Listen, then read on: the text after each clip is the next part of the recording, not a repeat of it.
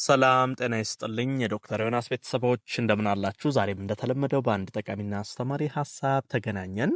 በዛሬ ፕሮግራሜ የምነግራችሁ ጥፍራችሁን በመመልከት ብቻ ሰውነታችሁ ላይ ያለውን የጤና ችግር እንዴት በቀላሉ ማወቅ እንደምትችሉ ነው። በነገራችን ላይ ጥፍር በጣም ከበርካታ የሰውነት ክፍሎቻችን ጋር ተያይዞ የሚጠቁማቸው የህመም ምልክቶች አሉ።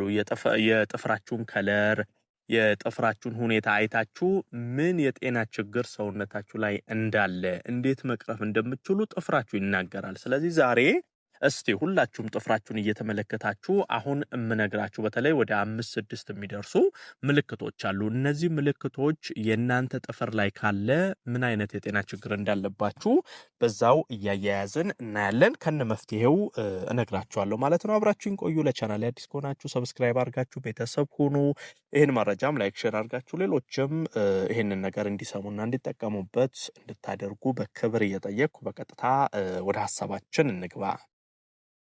በመጀመሪያ የምናየው በቀላሉ የሚሰባበር በአጠቃላይ ይሄ የሳሳ ጥፍር ካላችሁ ነው። እንግዲህ ኖርማል ጥፍር በቀላል ንክኪ ቶሎ በሆነ ባልሆነ የሚሰባበር አይደለም። ጥፍር በተፈጥሮ ጠንካራ ነው። ነገር ግን የናንተ ጥፍር በጣም ስስ ከሆነ ትንሽ ወይ ንክኪ ግጭት የተወሰነ ነገር ሲነካው ቶሎ ስብርብር የሚል አይነት ጥፍር ከሆነ ያላችሁ በዋናነት ሁለት ችግር ሰውነታችሁ ላይ እንዳለ ጠቋሚ ነው። አንደኛው ይሄ የምግብ የንጥረ ነገሮች እጥረት እንዳለ ሰውነታችሁ እየነገራችሁ ነው።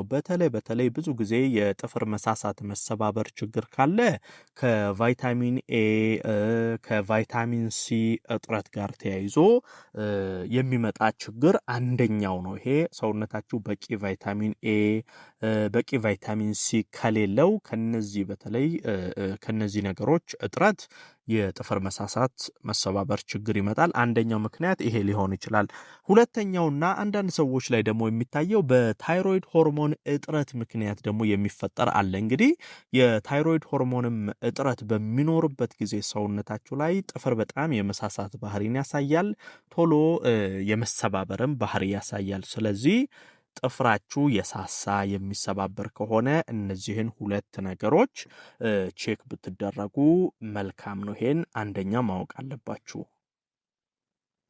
ሌላኛው ሁለተኛው ነገር ደግሞ ይሄ በፈንገስ የሚመጣ የጥፍር ኢንፌክሽን በተለይ ይሄ የመቆሳሰል ጥፍራችሁ አካባቢ ይሄ ልክ ፈንገስ እንደያዘው ጥፍራችሁ በተደጋጋሚ ኢንፌክሽን የሚያጠቃው ከሆነ ነው። ይሄ በተለይ የሚቆሳሰል ከሆነ ጥፍራችሁ አካባቢ ይሄ ከላይ ካልኩትም ጋር ሊያያዝ የሚችልበት ነገር አለ። አንዳንድ ጊዜ የጥፍር መሰባበር ውስጥ ድረስ ጥፍራችሁ የሚላጥ የሚነሳሳ ከሆነ የሱ ኢንፌክሽን የሚፈጥረው እንደዚህ አይነት ፈንገሶች ሊያመጣባችሁ ይችላል። ነገር ግን አንዳንዴ አሁን የቫይታሚን እጥረትም ሳይኖር የታይሮይድ ሆርሞን ችግርም ሳይኖር ደግሞ በመቆሳሰል ምክንያት ደግሞ የሚፈጠሩ ፈንገሶች ኢንፌክሽኖች አሉ። እነዚህ ኢንፌክሽን ፈንገሶች እንደ ባህሪያቸው ታይተው እነሱ በተለያየ የሕክምና ዘዴ የሚጠፉ ነገሮች አሉ። ይሄም መታወቅ አለበት።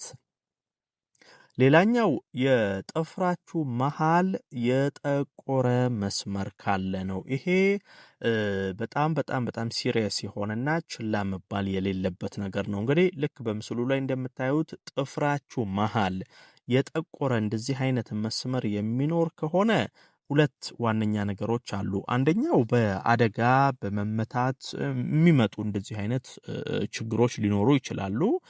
ጥፍራችሁ የተለያየ አደጋ መመታት ሲያጋጥመው ውስጡ ላይ ደም የመቋጠር እንደዚህ አይነት መስመር የማውጣት ነገር ሊኖር ይችላል። ሌላው ዋነኛው ነገር ግን የቆዳ ካንሰር ምልክት ሊሆን ይችላል። እንደዚህ አይነት መስመሮች ችላ አይባሉም። የቆዳ ካንሰር በሚፈጠርበት ጊዜ እንደዚህ ጥፍራችሁ ላይ ጥቁር መስመር የማውጣት ነገር አለ። ስለዚህ እንደዚህ አይነት ምልክት ካለባችሁ ቼክ ብትደረጉ መልካም ነው።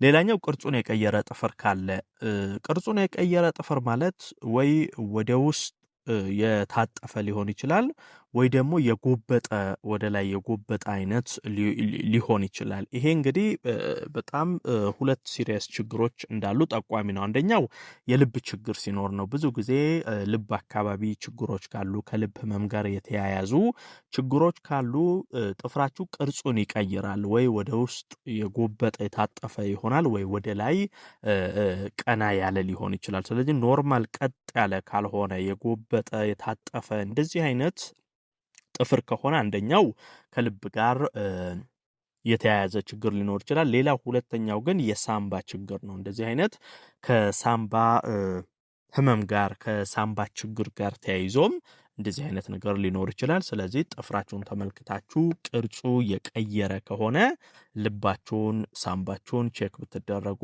ቶሎ ለማወቅ ያስችላችኋል ማለት ነው።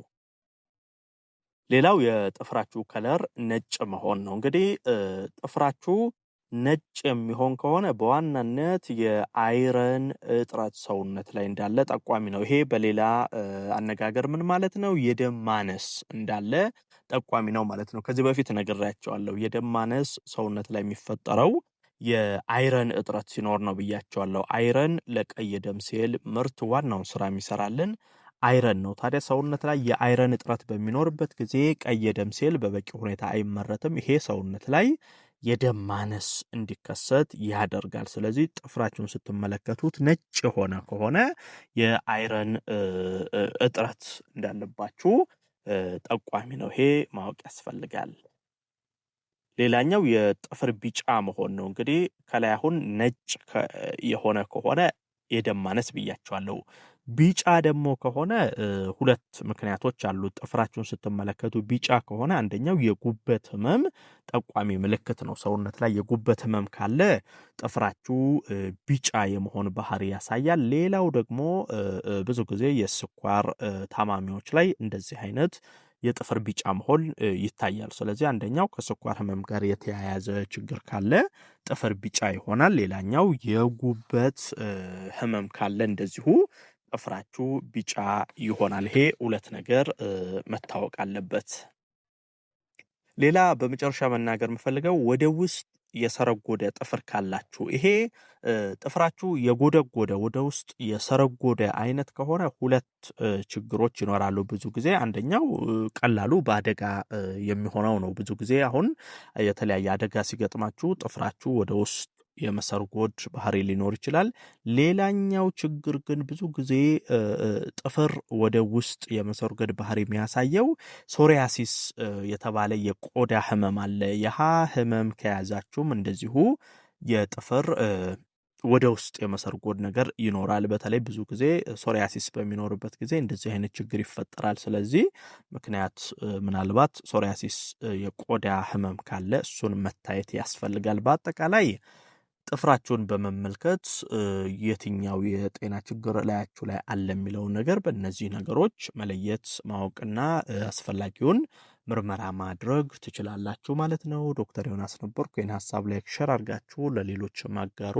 ለቤት አዲስ የሆናችሁም ቻናሌን ሰብስክራይብ እያደረጋችሁ ቤተሰብ ሁኑ። የዛሬን በዚሁ አበቃው። በቀጣይ ቀን በአዲስ ሀሳብ ዳግም የምንገናኝ ይሆናል። እስከዛው በያላችሁበት መልካም ጊዜ